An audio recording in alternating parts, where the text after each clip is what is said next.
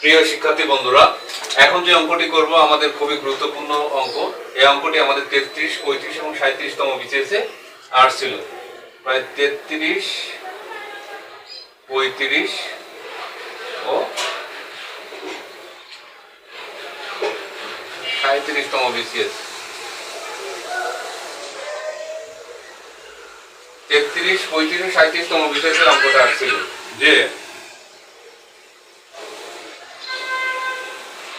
বলছে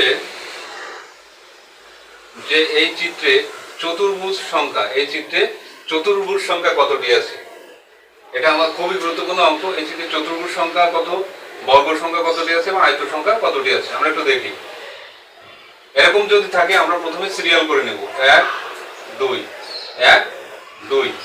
এরকম যদি কলাম সংখ্যা এবং সারি সংখ্যা সমান হয় সেক্ষেত্রে বের করার নিয়ম কি, চতুর্ভুজ সংখ্যা কতটি আছে, চতুর্ভুজ সংখ্যা বের করার নিয়ম হচ্ছে কি 1 আর 2 1 আর 2 যেহেতু সেম আছে তাহলে আমরা কি করতে পারি 1 + 2 এটার উপরে বড় করে দেবো। তাহলে দেখো 2 আর 1 যোগ করলে কত হয় 3, 3 এর উপর স্কয়ার করলে কত হয় 9।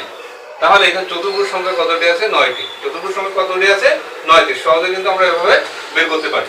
তাহলে এখানে বর্গ সংখ্যা কতটি আছে, বর্গ কতটি, বর্গ বের করার নিয়ম কি, ওই প্রত্যেকটার বর্গ করব। কি করব, প্রত্যেকটার বর্গ করব। তাহলে 1 এর বর্গ হচ্ছে 1 + 2 এর বর্গ কত হয় 4।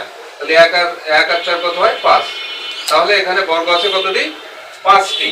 এখন এর ভিতরে আয়ত আছে কয়টি, আয়ত বের করার নিয়ম হচ্ছে চতুর্ভুজ থেকে বর্গ সংখ্যা বিয়োগ দেওয়া।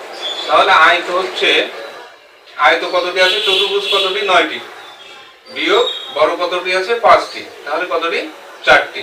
এভাবে সহজে আমরা একটি এরকম চিত্র থেকে যদি সারি এবং কলাম সেম থাকে তাহলে আমরা আয়ত সংখ্যা, বর্গ সংখ্যা এবং চতুর্ভুজ সংখ্যা বের করতে পারি। এই অঙ্কটি খুবই গুরুত্বপূর্ণ। 33তম, 35তম, 37তম বিসিএসে আমাদের এসেছিল মানসিক দক্ষতা। এরকম ভিডিও পেতে আমাদের সাথেই থাকুন, ফলো এবং লাইক দিন। ধন্যবাদ।